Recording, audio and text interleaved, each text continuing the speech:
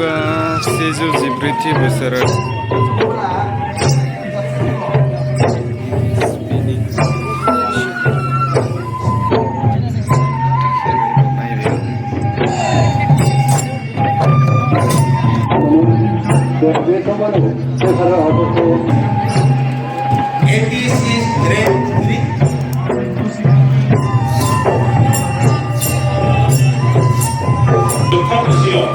Ini ibu, kami ini belajar ini proses saya. Aku mana berubah itu Ustad kami mengatakan bidang ini sedang ku sise jiko jido.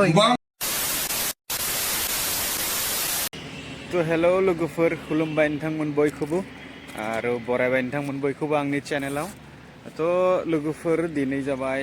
फेब्रुवारिनि 18 तारिख तो दिनै आं थांनो ओंखारदों कथाकथि होननाय जायगायाव जोंनि दैखं खोलानि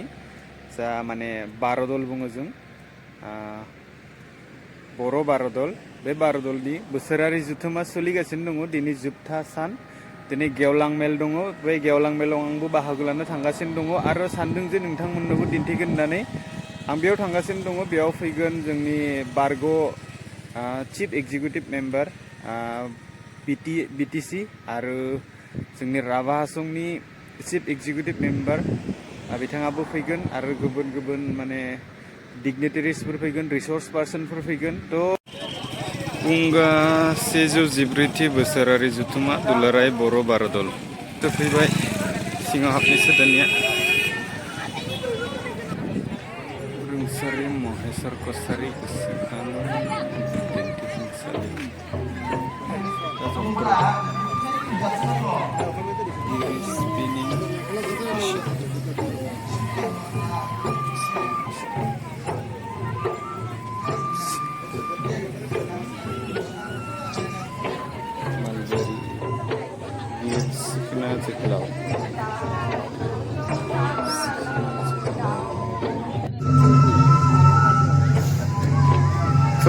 आं बेयाव सफैबाय सफैनानै दा मिरु आफादनि बादायाव थांगासिनो दङ बे जाबाय मिरु आफादनि बादा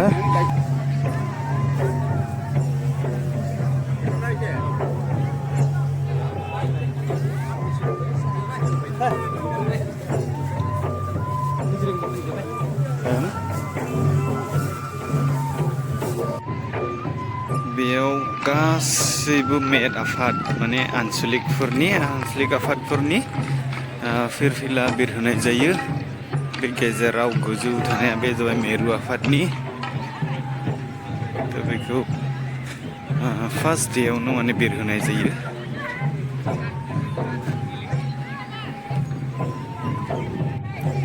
मुंख्लं बावनाय जायगायाव आरो बे जाबाय खेराइ फुजा बाथौ खेराइ बावनाय बेयाव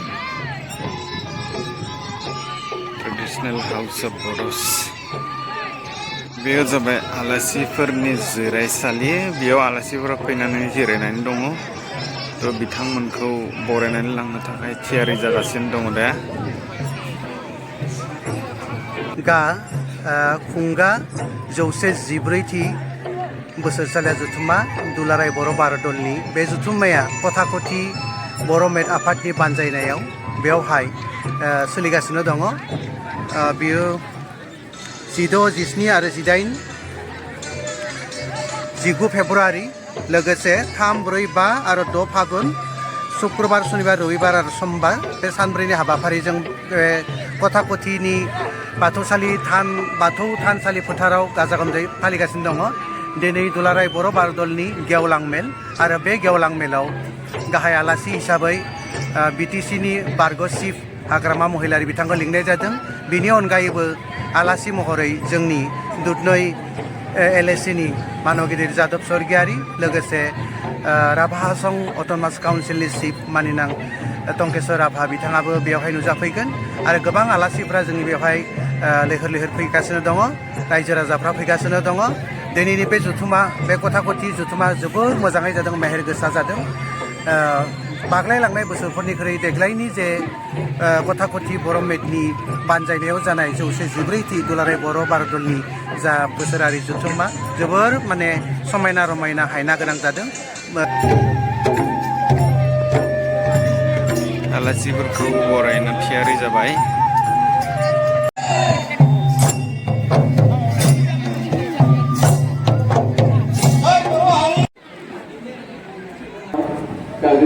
हाग्रामा महिलारि बिथाङा फैनो गोनांमोन, नाथाय बिथाङा माबा मोनसे जाहोननि थाखाय फैनो हायाखै। थ' बिथांनि जायगायाव फैदों खाम्फा बरगयारि, एक्स डिपुटि चिफ अफ बिटिसि।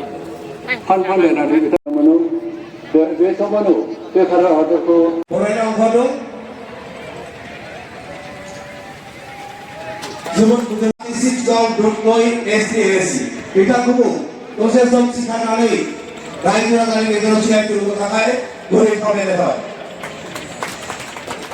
लोगोसे गांसे आयदाजों बिथांखौ बरायनाय जाबाय। सिगां दुर्गय एसटी एनएससी बिथांखौ दसे सम सिखारनानै रायजो राजानि गेजेराव सिनायथिहोनो थाखाय गुरै खावलायनाय जाबाय।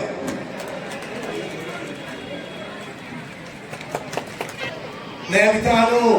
मुखयना मिथुना बसुमतारी एपीसी रेड मन्त्री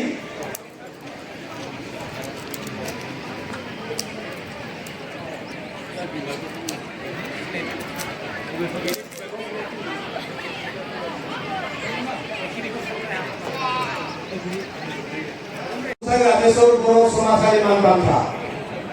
19 फेब्रुवारि 2024 थावनि गथा गथि बर' मेट बाथौ थानसालि कल्याणारि सिम मानाव गेदेमा जु मुस्लिमा फागुनि बर' गामि दिगलि सेथि खन्द पोस्ट आरो थाना धुपधारा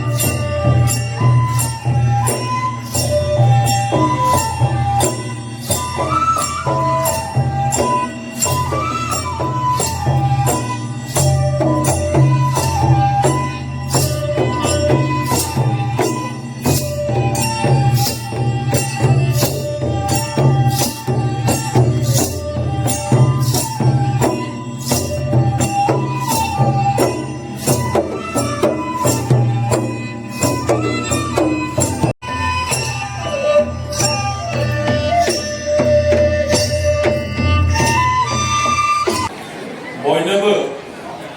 खुलुमनाय हरग्रोबाय। दिनैनि बे बेलासि गोजोन समावहाय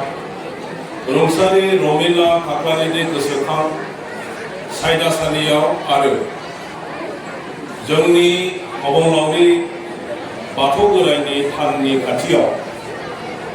114टी दुलाराय बर' भारत दलनि जि गौमा बे गौमाखौ सालायनाय जाहा महागेदेर आफादगिरि बयजोंबो सिबिजाग्रा मुस्रि अनन्त कुमार बर' बिथां गामिनि नार्जारि बिनि फिसालाखौ नोंथांमोना लेंहरदों, सौलाखौ नोंथांमोना लेंहरदों। दिनैनि मेलाव बेयो जोबोद गिदिर मेहेर गोनां मोनसे खौरां होननानै आं सानो। मानो जोबथारनोसै बर'फोरनि हारिमु जोबथारनोसैयाव बिनिनो बिबौ कामिनी नार्जारिनि प्रसेसतायाव जोंनि बे हारिमु मोसानाय दामनाय देनाय मेथाइ खननाय बेखौ जोङो लाखिनो हागोन। नैबे नोंथांमोननि जि दैखं खोला होननानै बुङो साउदार्न बैंक अफ ब्रह्मपुत्र बेनि मेजेंपारा होनोमोन मेजेंपारानि मोसानाय होननानै बुङोब्ला जों उन्दै उन्दैयाव खोनाबोनाय नुबोनाय गोसोआव हाबनानै दङ। बे समनिफ्रायसो जोंनि हारिमु मोसानाय दामनाय देनाया हाबफिनदों। दासिमबो जोङो कामिनी नार्जारिखौ मोजाङै गोसोखांनो रोङाखै, बेनो मोजाङै जोङो श्रद्धा होनो रोङाखै। जों जाहैबाय बर' हारि गिदिर हारि जों जाहैबाय बर' हारि राजानि हारि बे खोथायाव सयथ'था दंना गैया बे खोथाया नंगौना नङा जोंहा जोंनि जारिमिनखौ नागिरनांगौ बाथौआनो बर'फोरनि धर्म बाथौनि बादै जेसेबां धर्म दं बे पृथिबियाव बे जोंनि धर्म नङा माराव गेदेर हाग्रामा महिलारि जाय बिथांखौ दिनै नोंथांमोननि बे ओनसोलाव बयबो सिनायो बयबो जोबोद मानियो बिथाङा बिसेस राजनितिक प्रग्रामनि थाखाय बाहाय फैनो हायाखै बिथाङा दहाय फुङाव आंखौ बुंदों जे आंनि ओरै प्रग्राम दंमोन 12 दलनि नोंथ' मिथिखागौ 12 दलखौ नों बेहाय थांदो होनहरनायखाय आं फैनांदों दा आं फैनानै बिथांनि जायगायाव जि खोथा बुंफैबाय माबाफोर गोरोन्थि जायोब्ला भुल माबा जायोब्ला आंखौ क्षमा खालामदो गोजोन्थों अस्ताद गेदेमा कामिल नोंथांमोन बिथांनि जोनोम सायनासालि सिङाव 9/11/1926 गोबां सम लानाय जादों बेनि जिरायना उनाव थानाय रायजो राजा आइ भाइ रुंसारि साना जादों बिथांनि 16/5/1998 मायथाइयाव बिथाङा रुंसारि जादों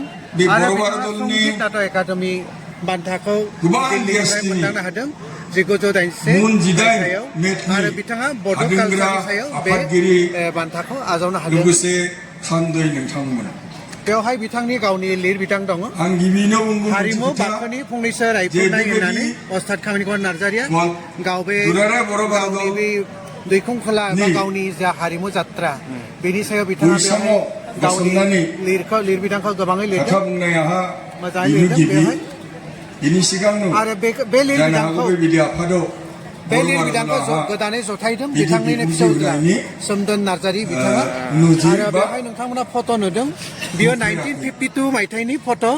बियो 1952 मायथाइनि भातारमारि गामिनि मोनसे सिथ्लायाव क'क्राझारनि भातारमारि गामिनि मोनसे न'खरनि बियो सावगारि आरो बेवहाय नोंथांमोना मोनदों बिथाङा